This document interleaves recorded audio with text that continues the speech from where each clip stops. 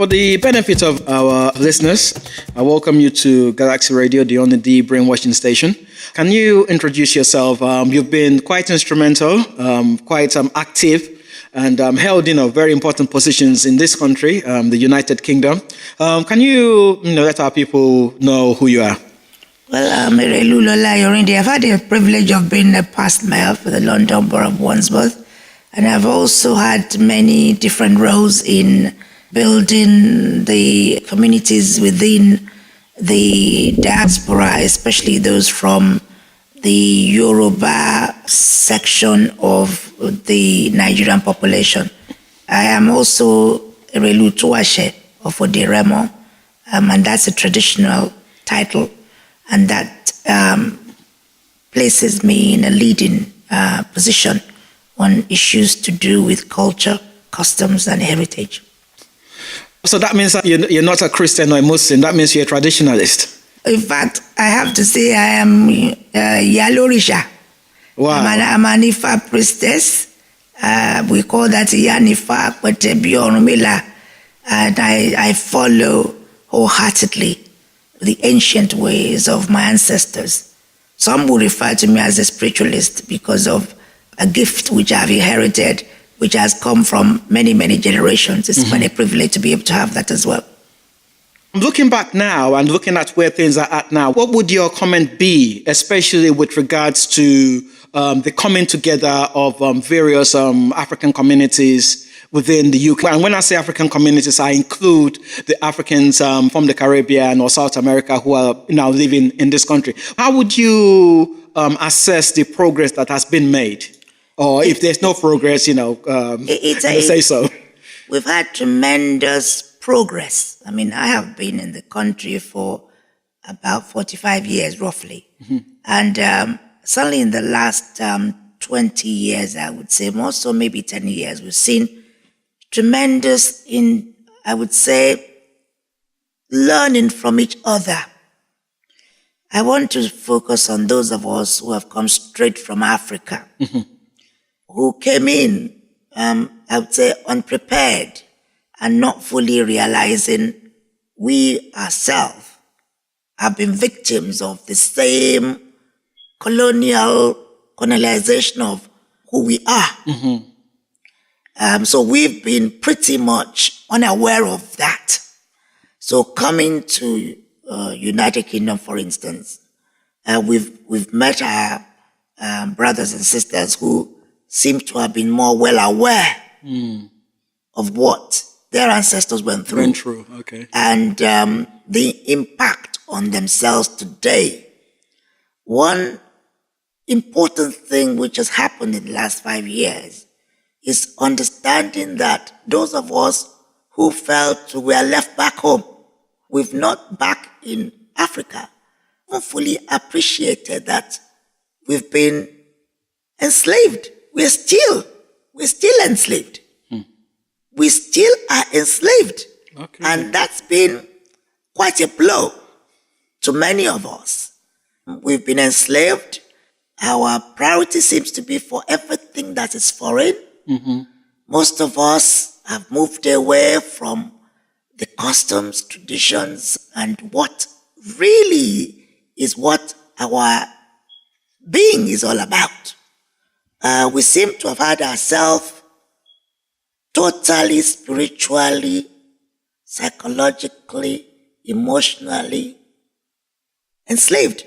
And the sad reality is that it has happened without being taken away. So basically, what most of us have come to terms with is those who were taken away and those of us left behind.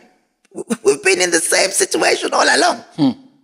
Whether leaving us back out there, in fact, seem to have placed us in a worse off situation to those who were taken away.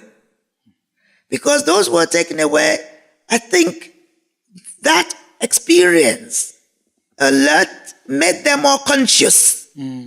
We have been pretending that all has been well.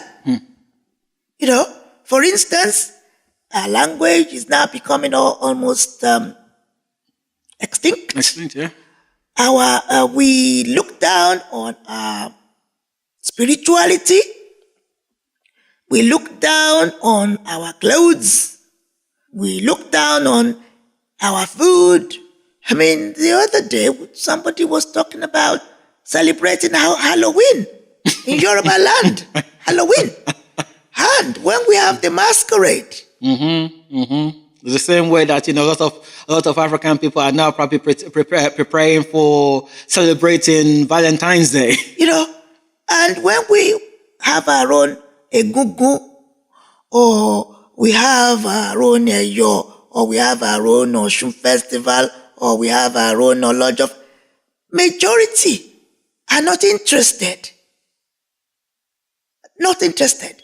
The sad reality is that our own kids and kins who have accepted foreign religion, they stand on the pulpit and condemn our ancestors and condemn our ways of life.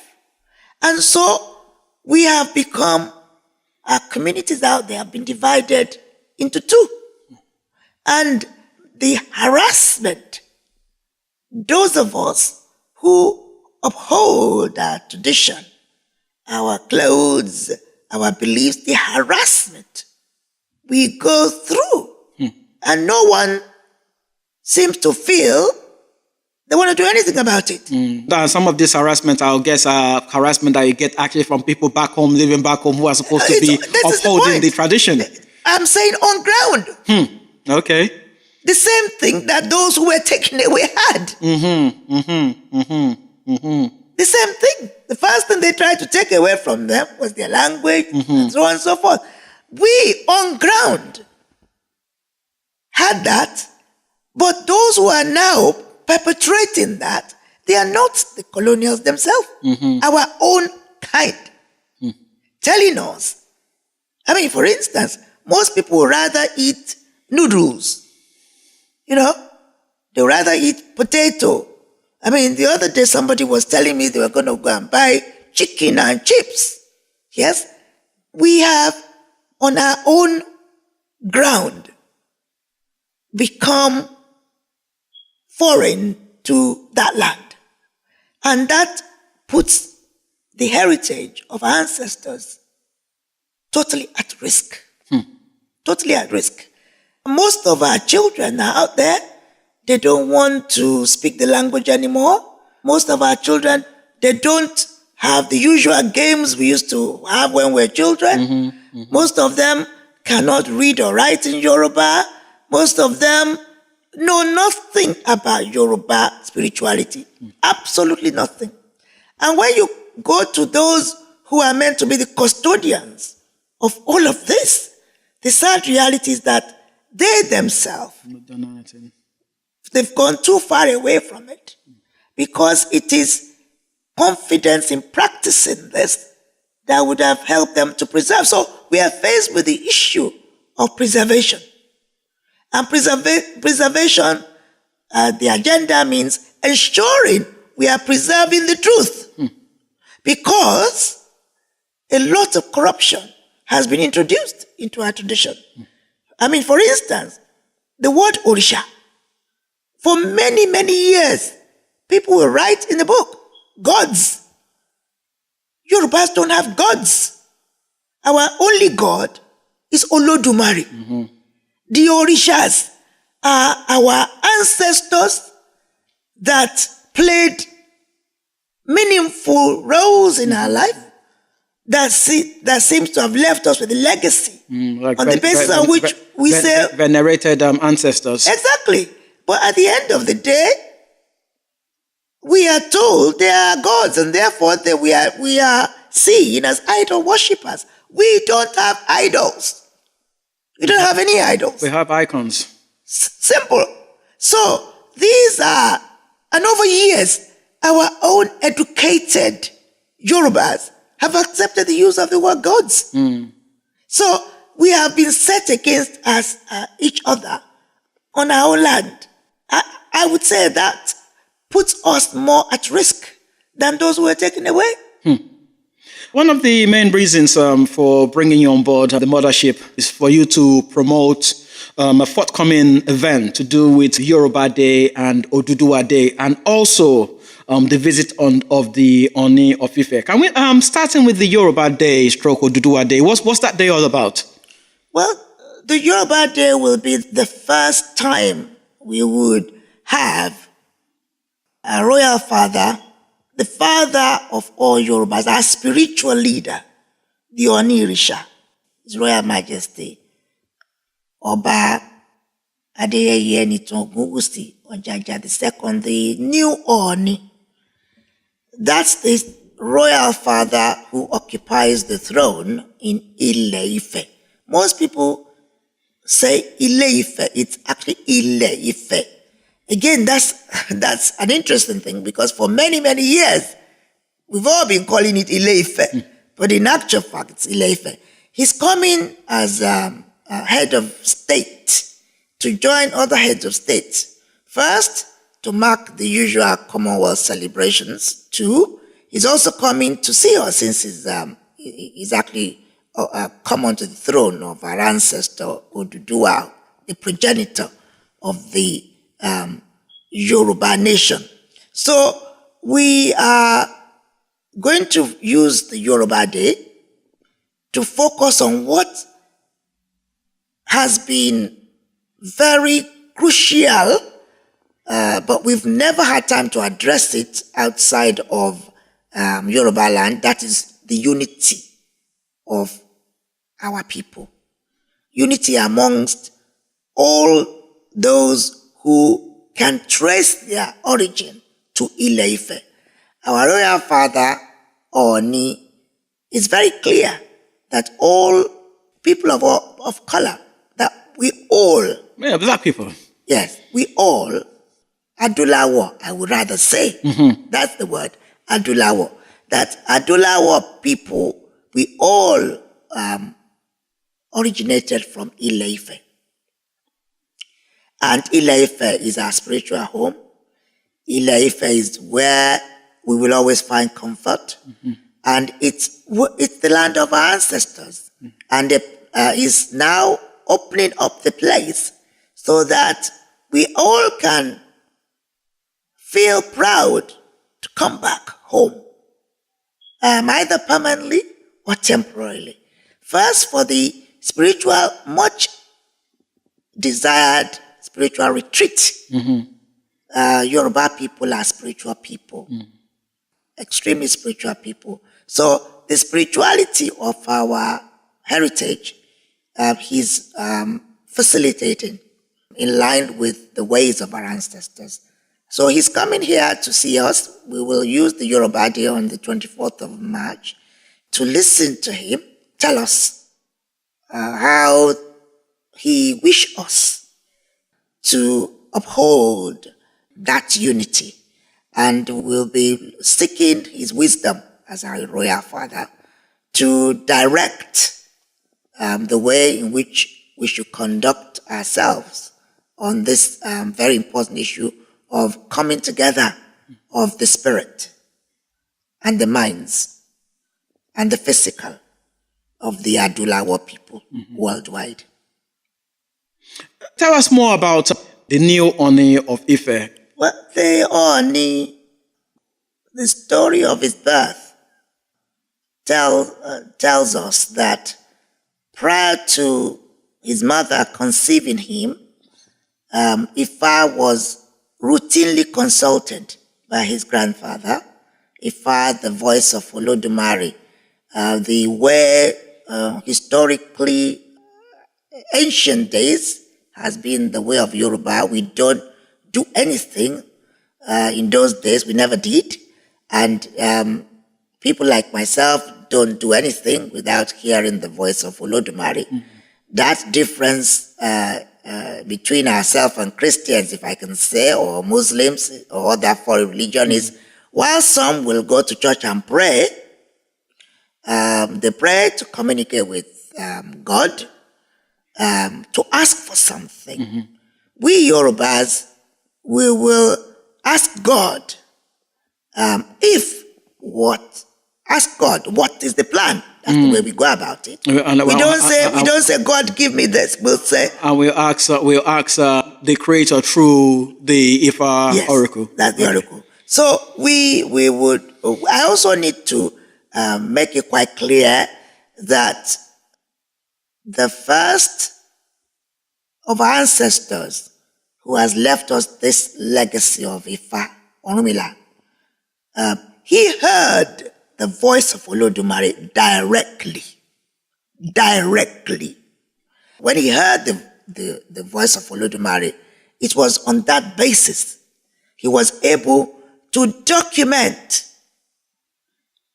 that the 16 Oduifa, the oracles, which is now 256 today, but he heard the voice of Olodumare. Mm-hmm. And by hearing the voice of Olodumare, he has been able to leave us a documentation which contradicts the fact that we were never able to read or write or didn't know what we were doing in those days. So what he heard, just like Jesus or Muhammad documented their own encounters, or Moses documented, if he ever existed, whatever the Bible is based on. Existed. That's a key word. So whatever they documented, I mean, if you read the Bible today, you'll hear on this day of that, on that. If it's the Quran, the same thing. So we, the Odu Ifas, or the oracles of Ifa, represent the documentation of Orunmila. So based on that, we organize our life.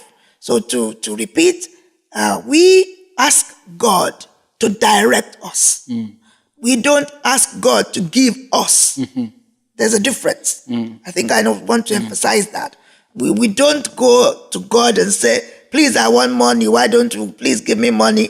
And we don't ask for God's plan for our life. We go through Ifa to Olodumare. Because you would have had the plan when you were born anyway, when you do it because the wife. That's it. We go to Olodumare to ask Olodumare about the plans that Olodumare has for us. Some people are privileged to have been able to have what we call Esentaye or Akosenjaye, to have consultation with Ifa when they were born, to have revealed to them their purpose in life and the journey of life. Those who haven't and are following the path of Ifa, it's procedural and customary for us never to say to God, give me, or I want. We go to God and say, I'm about to do this. Do you agree, God, or don't you agree? So if we need money, for instance, we'll be saying to God, I want money, but God, you agree that you have money or not. So the way we relate to Olodumare through Ifa, we clearly believe it's only the plan that Olodumare has for us, which we can make use of. You're saying all this in relation to the new Oni. Yes, thing Oni, that Oni, it was revealed before he was born that on such and such a date, a male child will be born. And that was exactly what happened. So he's a very spiritual individual. And since he's ascended the throne, he has been refurbishing and he's returned to those important sites of our ancestors who did a lot for us in the past, and without whom we would not be who we are. So it's gone back to all their sites. A major one is to actually reposition Moremi. Moremi. Who is Moremi? Right. Moremi was the female who basically, when Ife was experiencing war, intertribal war, every night they used to, the enemies used to come and raid the people, and they used to come as masquerades. And they thought they were people from heaven. So they would come and the Ife people will run away. But eventually, Moremi, the wife of the incumbent king at that time, decided he wanted to find out more about the enemies. So she wanted to find out more, so she allowed herself to be caught by the enemies. And so she was taken away. Beautiful woman. The leader of the enemies fell in love with her, and by so doing, she was able to get the secret of these creatures that used to come as if they were spirits from heaven. Oh, so even though she was on a mindset of getting the secret, she still allowed herself to be married into this she had to. enemy. Yeah, Okay. she had to. She planned that she would be caught. But before she actually did that, she consulted the oracle, and she also promised the river that whatever happened. Well, the deity of that river. Yes. I would use the word very carefully. Okay. I will use the word, I will say, consulted that river itself. Oh, okay. Because the river itself, to us, is a living being. Okay. It's a living being. Okay. Right? In everything, there is life. So she went to the river, and she said to the river, our ancestors, they appreciated that life in everything, in trees, in the wind, whatever they saw, they realized that within that there is a life.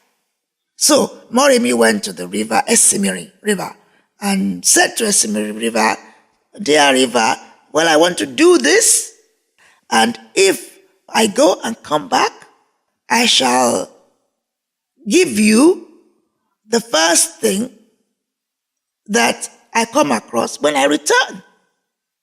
So Moremi didn't know what that would be. So Moremi only had one son. So unfortunately, when Moremi went and she was caught, and she then got herself involved with the leader, and they fell in love, and then she found out the secrets, and she again escaped. As she escaped back into the town, sadly, the first person was her son. The first person that she saw when she came back. Yes. So, and then she didn't know what to do. So, in any case, she decided, okay, she will sacrifice as many goats and hens, and she kept sacrificing. Unfortunately, the river began to overflow the whole of the land. So they had to consult Ifa to find out what was happening. And Ifa said, somebody promised to do something, and the person hadn't fulfilled that promise. So, and she then owned up. So her son, her only son, was actually handed over to the river. So she's seen as a heroine, you see. So she is now occupying a very prominent. So that shrine has now been, her memory has been re-enshrined. Because I remember there was, she used to have something somewhere which one of the governor uprooted or something like that. I don't know. I mean, there's something I heard where they had the statue of Moremi somewhere, and one of the governors. I want to clarify this. Okay. Please. When we have statue, any statue, we don't offer statue anything. Okay. So we placed Moremi statue in front of the palace of Oni. Okay. Right. But not well positioned. Oh, okay. And because that wasn't where she lived when she was alive. So okay. when the current Oni came onto the throne, he looked at the archive of information. He looked at the archive of the information, and the archive revealed exactly where Moremi, being the queen, then where she was living, the quarters where she spent her life. So what the Oni has done now is to now place a statue to show the importance of her in the heritage of our great nation. So it's not a shrine. We don't go and offer her anything. In fact, when you get there, it's a statue of liberty. Oh, okay. It's a statue, and we are convinced that what is the Statue of Liberty must have originated from Ife. She's now standing tall I mean, if you look at the Statue of Liberty in United States and you... Which was a black woman. Exactly. Which was a black woman. People don't know that. So at the end of the day, Moremi is exactly our Statue of Liberty now. So it's not a shrine. Yorubas don't have any image in anywhere called shrine. What we call shrine is equivalent of the resting place, the point of contact with our ancestors. Like an altar. That's it. Like an open altar. That is it. Nothing. They talk about Shango, that there is a stone. We recreate the life of our ancestors. We recreate their life. What was important to them. That's not necessarily saying what is there. It's what we believe is themselves. But we have, just like if you go to many graveyards, most people go to the grave of their loved ones as that place where they can feel they are communicating. So Yorubas believe there is life after death. We don't believe there is death. We believe very clearly that we transform.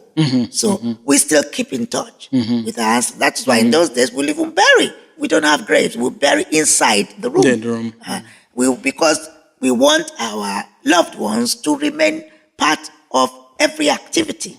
So back to Oni, our royal father Oni has now revisited all the ancestral locations within Ile-Ife, or Ile-Ife now, again Ile-Ife, trying to ensure that all the Adulawos, those of us who we call black people, Adulawo, we will be able to visit all those points and see their importance whenever we feel we want to reconnect with our ancestors. So those locations are reconnection points for us. It's points of reconnection. Just as somebody can go to somebody else's, one's father's grave or one's mother's grave. So Oni is playing the customary spiritual leadership. So he's a spiritual leader. And the equivalent, shall I say, those who take in the cue, the Pope of Rome. And in the United Kingdom, as we know, the Queen is the head of the Church of England. So Oni is the same level as the two, as the monarch, the father of all monarchs. And you think he's going in the right direction? Pretty much so. He is very clear that our heritage must be preserved. And he is already preserving them. He's already doing that. He's actually ensuring that they are prominent in places where they should be. So he's also working towards, he's trying to promote tourism. He wants people from all over the world to come and see what we've got, to know the truth about who we are, and compare what they can see with what they have read. I mean, talking about tourism, there was a clip I played on this program some months back about a group of Brazilian women, very, very poor women, because it took them quite a while to, carry out the project. They knew that ancestrally they came from Yoruba land. Yes. And being poor, what they did was give themselves, I can't remember precisely if they gave themselves 5 years or 10 years to save up, to take that, in their mind, it was a pilgrimage to, their motherland. And according to the story, they were supposed to be there for 10 days. And on the first day of getting there, to start with, the welcoming that they got was a bit very, very disappointing, because people didn't see them in the light of how they saw themselves. Because, they saw themselves as people who have been disconnected from their land for a very long time. They saw their land, they saw their journey as a pilgrimage. It took them 10 years to save up the money to make that movement. But when they got to where they were going, people didn't know who they are. People didn't know anything about their story. And then they were taken to see a king.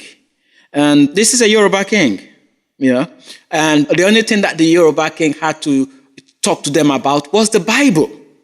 Then I think they took them somewhere else again. And, by the third day or the fourth day, they just thought to themselves, this is rubbish.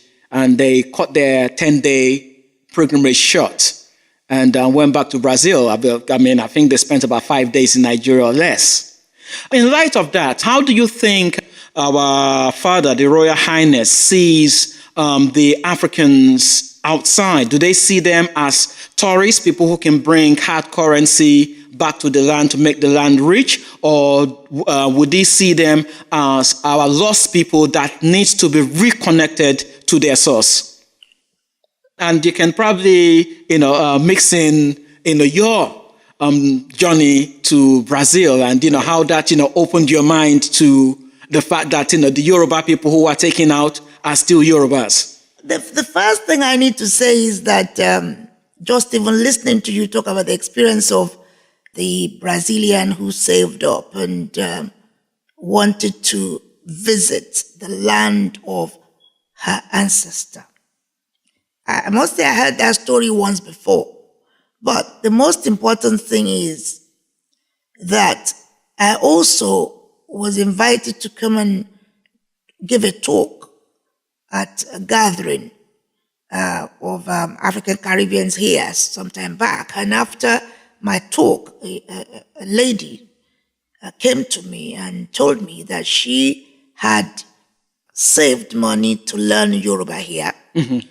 And she thought she wasn't learning it fast enough, so she decided to go and spend 3 months back in Yoruba land. Yeah. And she said she came back almost in need of antidepressant because she was quite shocked because the people were not speaking Yoruba to her.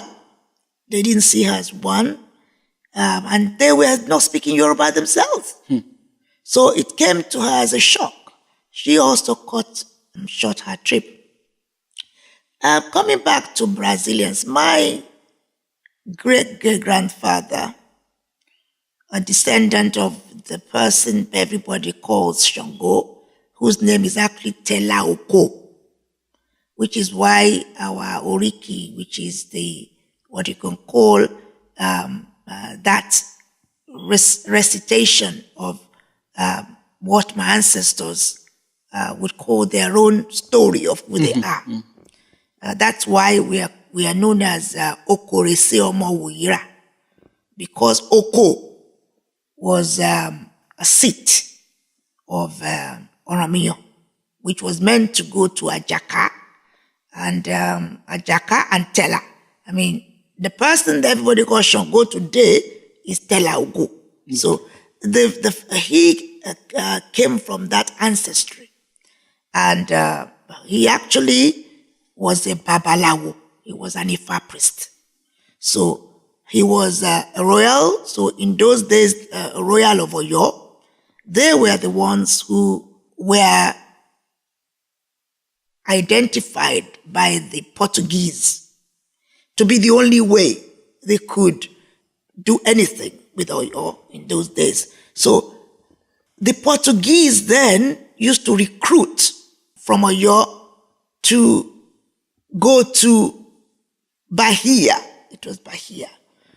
One of the royal females, Yananso, was the one who recruited my great-great-grandfather because there was a need to go and get them to continue learning about Ifa, to continue the Yoruba spirituality, and also because those who were taken needed Babalawo. Okay. He was a Babalawo. Okay. So that was how he first got involved.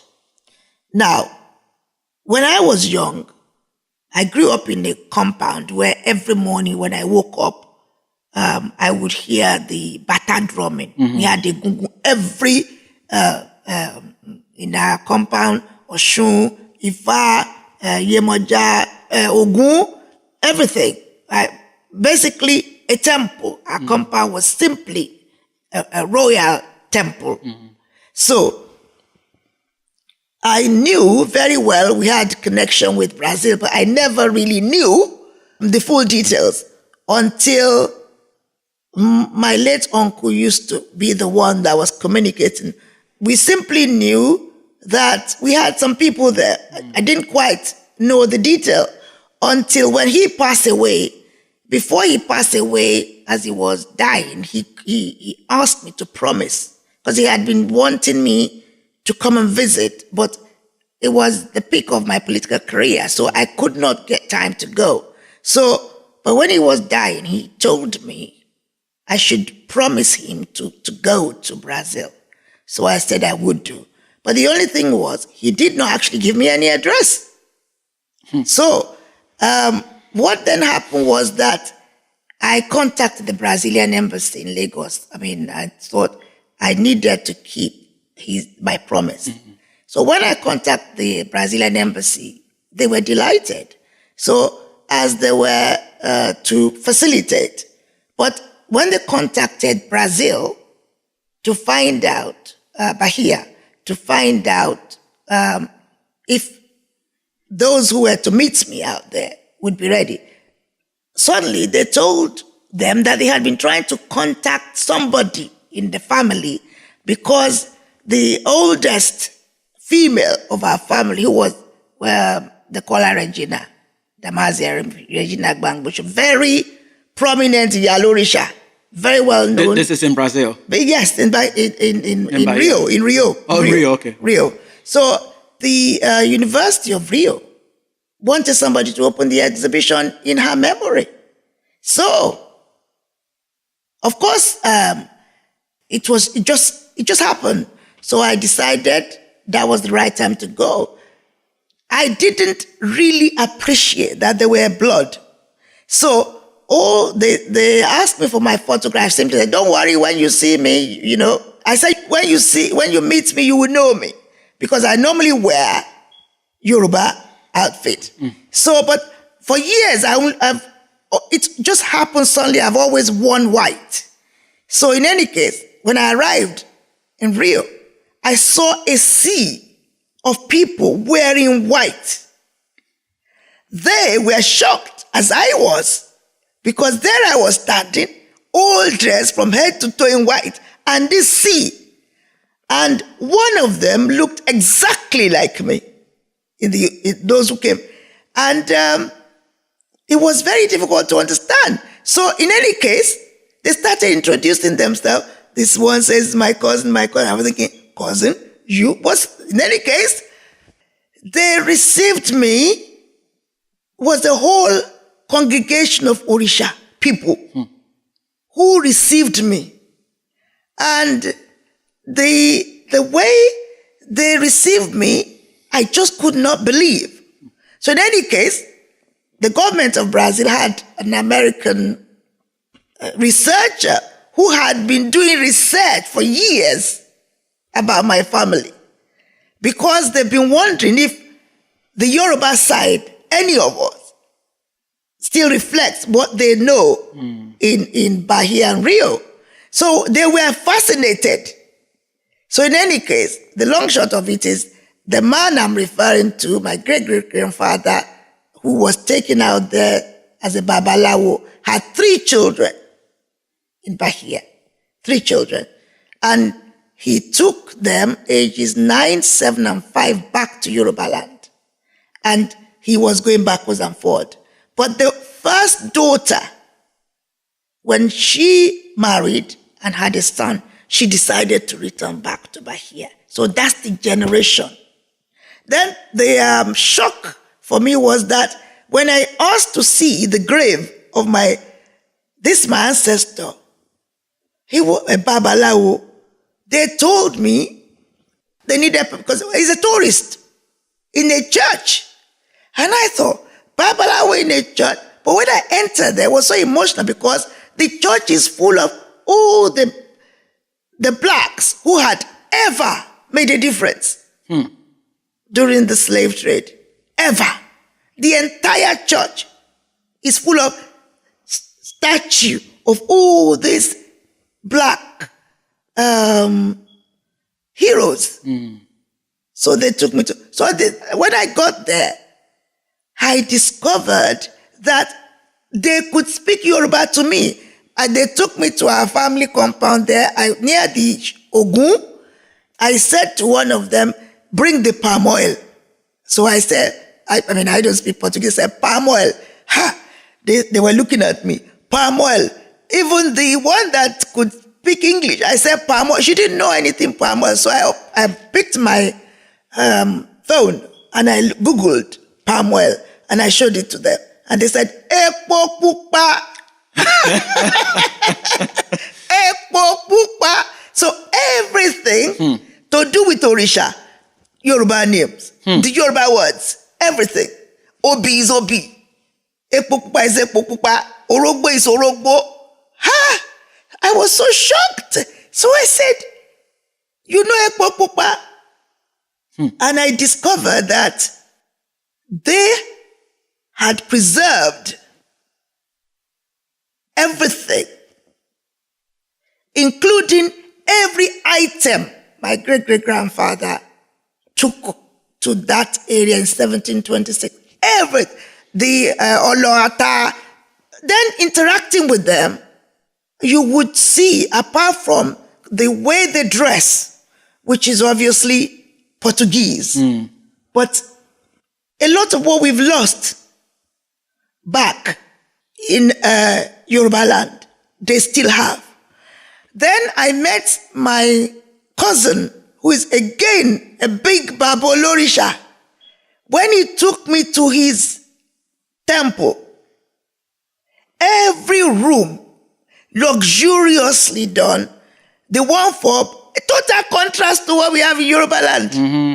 I experienced the same thing when I went to Cuba. I mean, they really spend time, efforts. The Obatala room, the Oshun room, the Shango room, and the followers even had their quarters, all dressed in white. Then I became emotional because I have been trying for years to explain why all of a sudden I just could no longer wear colors. Nobody had ever told me. So the importance of my experience in Brazil, if I progress that, I also discover that the reason why they received me the way they did was because they saw it as a reconnection. So anytime somebody from Africa, they come in contact with that person, that reconnection is powerful for them. It makes it real that they came from Africa. And is that connection reciprocated in Yoruba land itself when they come over? But I have told you that I went there, I was totally shocked. They all wanted, they took me around, the people came, they kept coming to visit. They had it to them.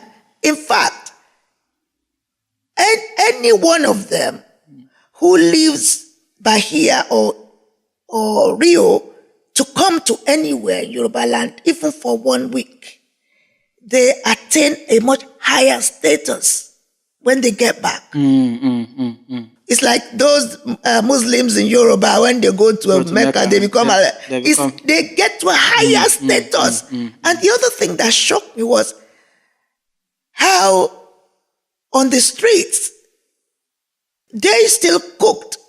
For the first time, I became aware that we were not cooking with groundnut oil before. We were cooking mostly with palm oil. You know, their food, I had the privilege of talking to them. They retained. Do you know, it was when I got there, I discovered that whereas in some parts of Yoruba land, they will say the food of Shango is a wedu and amala. They use orula, which is what it's supposed to be. Because what's orula? Orula is ila, the okra. Okay. Yes, okra. But over years, the people in Yoruba land, they will tell you amala and wedu. And when I came out of Brazil, I had to go and trace Oko. The reason why Tela Oko, we would offer him the Shango, Orula, is because it's the only place that produces Ila. Is the major crop of Oko. Okay. You know, we have to give our Orisha. What our Orisha never ate when they were not alive, they can't eat it. So, for the first time too, I was able to join them for the celebration of Shango, celebration of Oshala or Batala, then Orisha Oginyo. I knew when I was young that our family, we don't eat new yam unless something is done. Everything that I saw in our family compound that I didn't quite understand, when I got to my people there, the young ones knew it. The old women, they knew it. Everybody, they cannot communicate well in Yoruba, but every prayer they will say.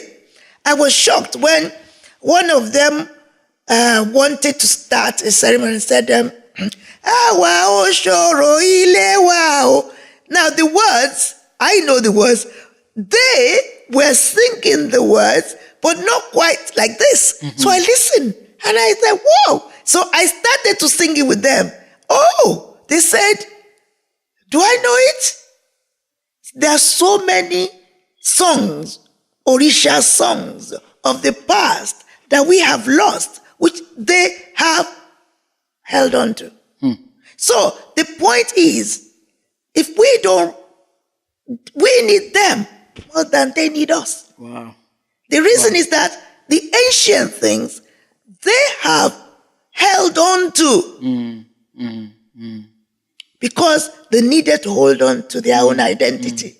We, on our own soil, foreign religious ideology seems to have taken all of that away from us. So even those who have held on to what we claim is ours, which takes me to the monarchs you are talking about, why most of them are Christians or Muslims. Because the traditionalists have failed to inculcate. They failed to share, which takes me to two practices in Yoruba land. Secrecy and confidentiality. Two are not the same. What used to be confidentiality, we have turned it to secrecy. Okay. And because we've turned it to secrecy, most people are not able to set aside secrecy in order to achieve confidentiality. So all the secrets, as they say in Yoruba land, Osha tabambo, ta filomo lowo, Osha no ma pauni. Whatever we follow, whichever ancestral way we follow, if we don't wholeheartedly share, if we don't have an institution to pass on that knowledge, it will disappear. So that's the problem. The other thing which seems to have happened to our monarchy in the past, we had no succession. We had no succession policy. The white man came and introduced succession. In the past, that if a throne is vacant, we will consult Ifa, and Ifa may say, on such and such a day, somebody is going to walk in, and the person is the king. Or we say, oh, you have to go on a journey to God knows where, and you go and bring the person. That's what we used to have. But the white man introduced succession. Even when the white man introduced succession, we then arrive at a situation where only a child born when a man is on the throne, when a king is on a throne, that is the only prince who will be eligible. Only Kolomoba. That is any child born to a prince is not the child of a king. Okay. So the institution adopted that, but it's been very difficult to maintain. You see, the other thing is that the colonials tried to record in the archives what they observe, but we have failed to give them information because of this secrecy. And maybe the secrecy was in order. Who knows? But at the end of the day, the monarchs, most of them, normally they wouldn't have dreamt they're going to be king. Because the procedure now is when there is a vacancy, the family whose turn it is will be told to just produce Omoye. And when they produce the consult Ifa, you see, that's not used to be the way. What it should be is to ask Ifa if that family should be the one that is coming on board. Should present. They don't. So you can see also when the traditionalists, they will go and choose somebody they know is a practicing Christian, or they'll go and choose somebody who they know is a Muslim. So when you put the name of a Muslim before Ifa, and Ifa then says yes, are you surprised that the person will tell you he's going to be a Muslim? It's the same with the Christian. You see, the way in which we are practicing our own way of relating to Olodumare has changed. As I said in the past, when there's a vacancy, even if there's a family that's supposed to succeed, we should say to Ifa, please tell us, is this family the family you want to put somebody forward? And we get yes. It's not, we've got the Omoye, we've got the king-elect. So just tell us because what we tend to do is to ask how the time will be.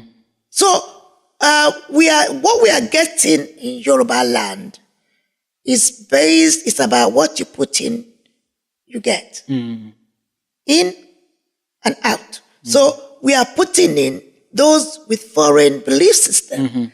And so when they get there, they're going to become promoters of, most of them have turned to be evangelists, some of the Christian ones. I mean, for instance, I was looking at this, it's about Ogboni and Oshubo. Now, Ogboni and Oshubo, I get annoyed when people say Ogboni and Oshubo, they are cult. We don't have the language cult. There is no equivalent in Yoruba language. The Ogboni and Oshubo, they are the parliament of our people. They are the senators. They were the legislators. And the reason why they exist together in a way that has been structured with somebody, some will say, they are a secret society. They are those who bond based on an oath, which keeps them relating to each other, and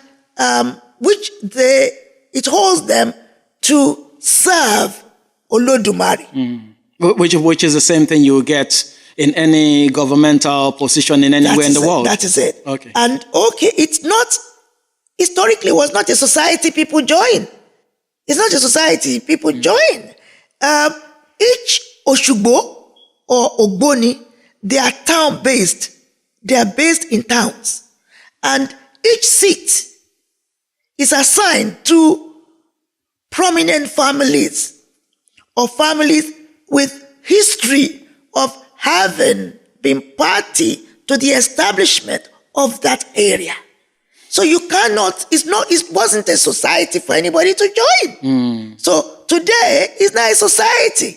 Now, apart from there are places in Ijebuland, you cannot join Oshugbo, right? Now, Ogboni, since we have something like Reformed Ogboni Fraternity, for instance, which was started by Christian, when the Yorubas were having problems with the Church of England, the Anglican Communion, and they set up equivalent of a Freemason. And that's got a lot of members now. So the Oshugbo, Ogboni, not for outsiders. You know, now we even have Igbos joining Oshugbo, joining Ogboni. Now, and again, it tends to be society for people looking for help. For instance, in England, you get many people who got problems, housing or immigration. They go and join Ogboni. They go and, because they think there's power. But this is one area, an example. We need to educate our people. Ogboni is the government. Is the government of our nations. Now, that government, nobody goes there to benefit. So, whereas now, Ogboni, Oshugbo, they are going there because they want to better themselves. So, Ogboni Oshugbo, established for Yorubas, for those who serve community. They are the government which the king is answerable to. Yeah. It's the other way around. You see, they are not answerable. They represent the people. They are the government of the people. And the government of the people puts in that king. So, if there's anybody who can tell the king to abdicate, in the olden days, the person will have to kill himself, is the Ogboni and the Oshugbo. But now, that's been bastardized. I think it was partly to do with foul play from the colonial British government anyway, from some of the research I did. Because, I remember reading something somewhere, I can't remember now, where the British were frustrated with the fact that anytime they tried to get a Yoruba king to do something, there was so much delay because the Yoruba king always said, he has to get permission from his people. That's true. And then eventually they then, use their trickery to create a wedge between the Ogbonis and the monarchy, and try and give the monarchy more power so they can go to the monarchy directly and get away with whatever it is they wanted to get away with. The first thing they did was they introduced salary for the monarchs. Oh, okay. You see, this is why often I say the corruption that we have in Nigeria can never leave, because every institution has been bastardized, and we've introduced monetary agenda. Going back to the Ogboni, okay, whatever happened then, now the monarchs we have, they see Ogboni as promoters of evil.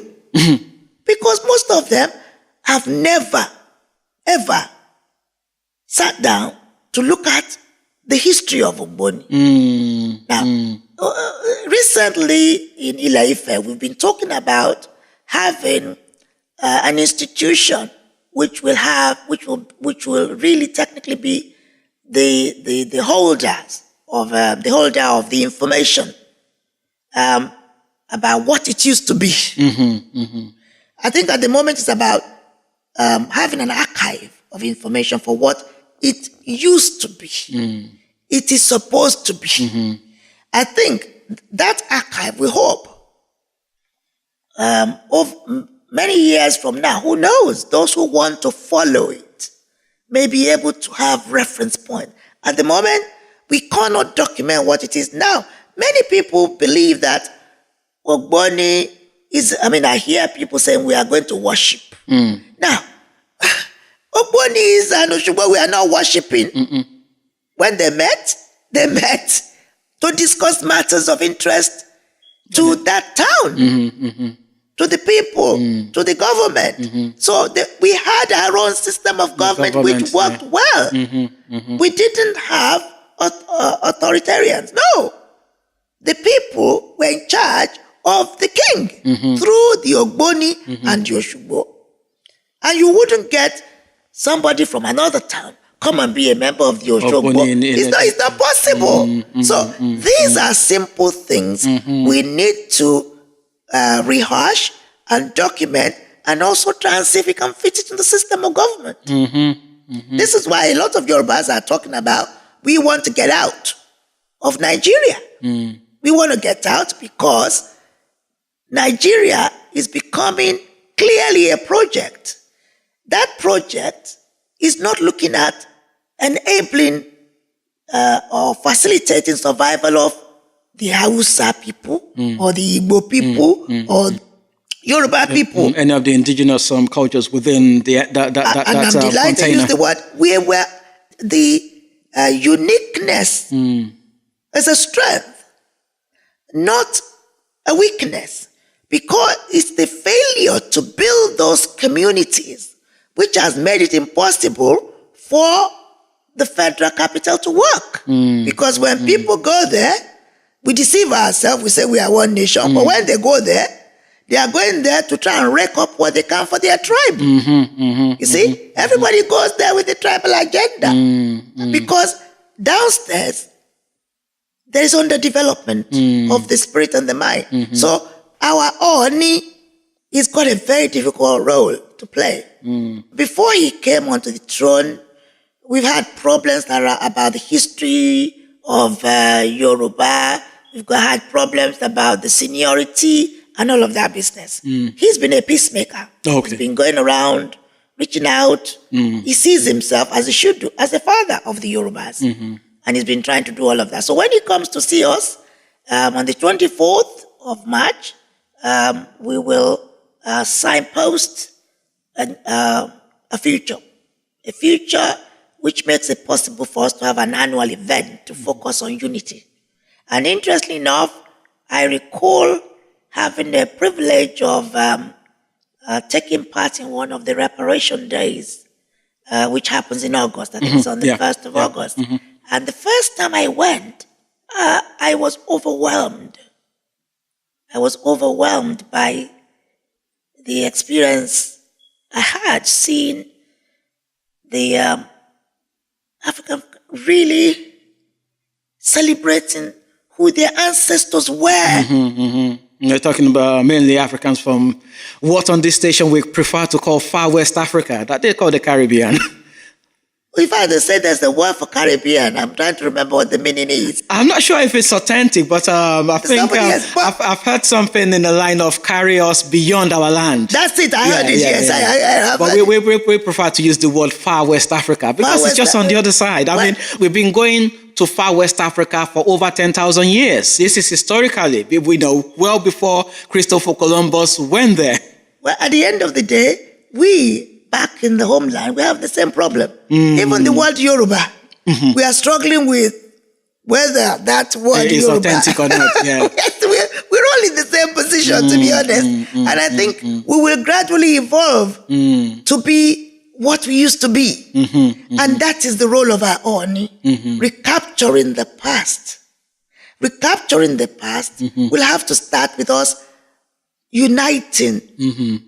Knowing who we are first, and then using that knowledge of who we are to unite. If we don't try to come to, for instance, the people of the Far West Africa, 1st of August, it's a date. We don't even have that. We don't have that. We have no day, and we have generations of our children born bearing Akindele, this, that. You see, we have that. So at the end of the day, it's very sad that be it those of us who were left homeland and those who went away. Very, very difficult indeed. Or in fact, I'll say same experiences. Same experience, same people. Regardless. Because I mean, as you said, you went over here, you saw, people cooking in the street just like you see in Yoruba land. Yes, they're cooking akara. I remember back in my university days, I remember once I'm seeing there's a musical festival they used to do in Jamaica. I can't remember what it's called now, something fest. Well, I remember one of my colleagues at uni playing the video, but the music wasn't turned on. So I asked him, Erelu, where did you get, who gave you this Nigerian music? He said, no, it's not Nigerian. He turned it up. He said, it's Jamaican festival. I said, no, that person looked like so and so that I know in Nigeria. That person looked like so and so. And then it just, goes a long way to, show that we're one people. Well, Erelu, thanks very much for giving us the time to talk to you. I've known you a very long time. And I can say in terms of outlook, you've really impressed me. Thank you. With, because we, as you said, on the continent, we were told something totally different. We weren't encouraged to know who our people were. And in the same way, a lot of my friends from far West Africa. Did we even know ourselves? Exactly. It's the same way our friends from far West Africa. Even just the other day, there was a 9-night that they did, and I went to, and I met one of my friends from when I was at Lewisham College, Louis. And I remember, back in the days, this was in the late 80s, early 90s, when Louis told me that, when they were growing up in Jamaica, that they told them that Africans live in trees and they swing on trees. That's what they taught them. And they also taught them that Africans hate them, and this is what created the tension. Well, you see, at the end of the day, the other day I found a king. Yeah. In Porto Novo. Yeah. And a Yoruba. Yeah. And I was talking to him, we talked, and then he said, by the way, where are you from in Yoruba land? I said, I have just told you I am Yoruba. Mm-hmm. Oh, but where? So I gave him my Oriki. Mm-hmm. So I then turned to him, I said, what is your Oriki? He said, he cannot remember it. A king. A king. You see? Because again, let me also say this while we've got a moment. You see, even in Nigeria, the Yorubas that were captured by the Hausa Fulani, we know them today as Igbono. They have been trying to get self-determination to free themselves right till today. Those in Ilori, the Yorubas captured by the Hausa Fulani, they are still trying to free themselves. Let me repeat that. Igbonos, documents and documents. Till yesterday I was talking to one of them. They are caught up the boundary of Oyo and the north. And they are told they are Fulani full stop. But they say they are not. The same thing with those in Ilori. You can see that people, we are told slavery is over, and we are told we've got freedom. And till today, the people of Igbono, they are from Yoruba land. But they are now part of what is today called Kwara.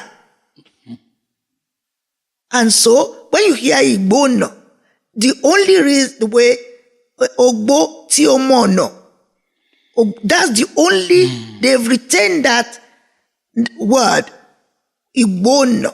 But they are seen as Hausa people, Hausa Fulani people. These are we are still trying to rescue the Galas, the Shakiris. The Shakiris too. When we say Modupe, they will say Modaope. We are today the disorganization of our nation.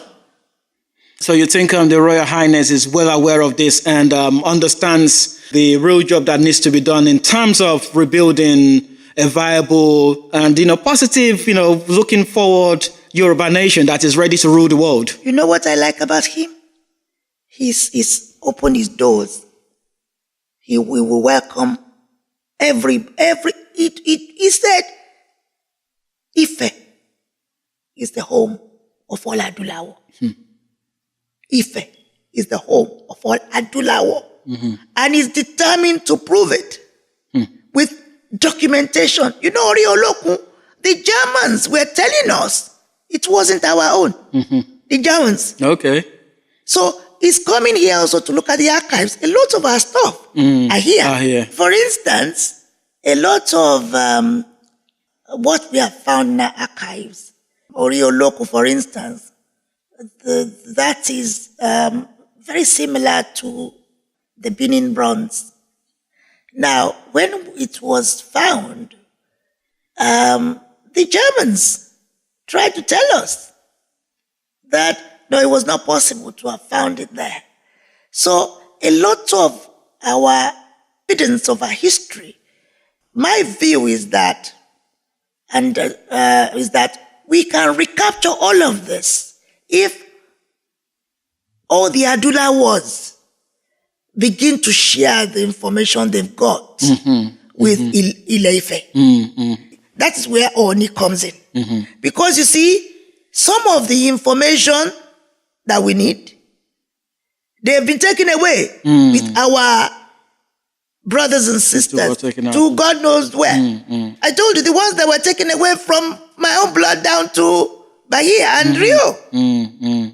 You see? So, basically, when I said coming together, if we don't have a day it's a spiritual thing. A day declared as a day of coming together.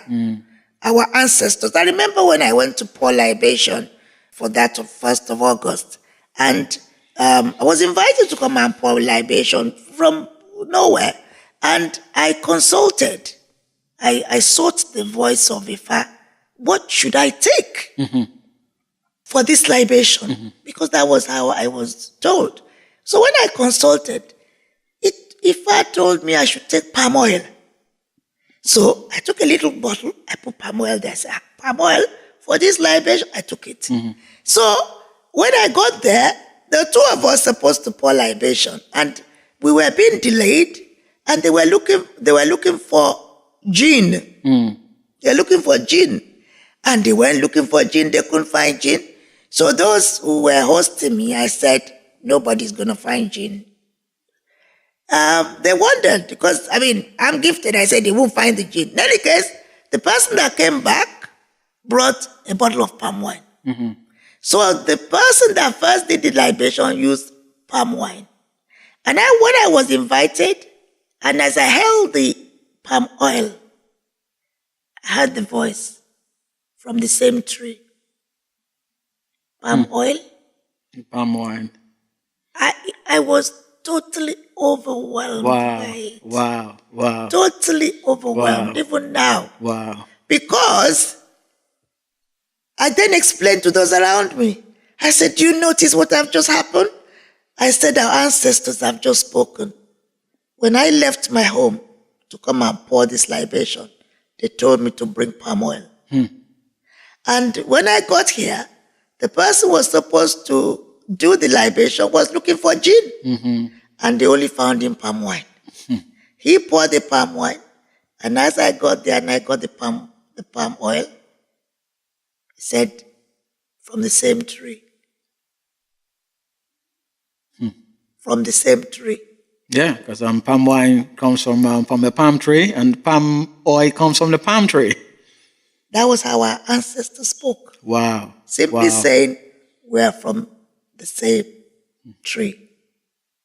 And so, we need to do a lot more of coming together. We need to do a lot more of forgetting the past.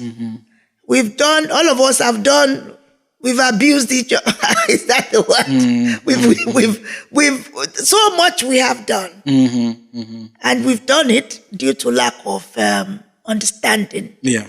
But it is beginning to happen, and it shall continue to happen. Ashe. And I say to all our listeners, Oni Irisha is the father of all Adulawars. He would welcome every Adulawa. He's determined to welcome every Adulawa, because there is no evidence that any Adulawa could have come from anywhere else. Yes.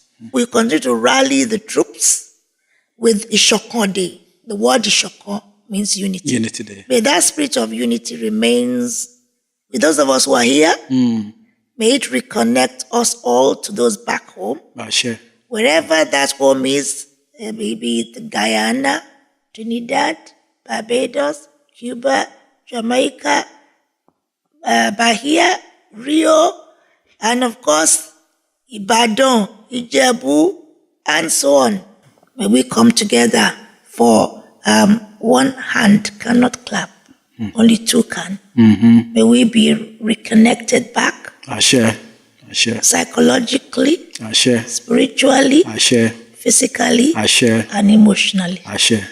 Eshegun Amarinba, thank you very much. Thank you so much for having me. olùkú mi, ìyá mi, bàbá mi, ẹ̀gbọ́n mi, olùkú mi, ìyá mi, bàbá mi, ẹ̀gbọ́n mi, olùkú mi, ìyá mi, bàbá mi, ẹ̀gbọ́n mi, olùkú mi, ìyá mi, bàbá mi, ẹ̀gbọ́n mi, olùkú mi, ìyá mi, bàbá mi, ẹ̀gbọ́n mi, olùkú mi, ìyá mi, bàbá mi, ẹ̀gbọ́n mi. Mo fẹ́ kí gbogbo ọmọ Ọ̀yọ́ ní Matanzas. Mo fẹ́ kí gbogbo ọmọ Àlùbàtà ní Matanzas. Ọmọ Ṣàngó ni wọ́n. Ọmọ Ṣàngó ni wọ́n. Wọ́n sọ fún mi pé Ògún mi bàbá. Olùkú mi, ìyá mi, bàbá mi, ẹ̀gbọ́n mi, olùkú mi, ìyá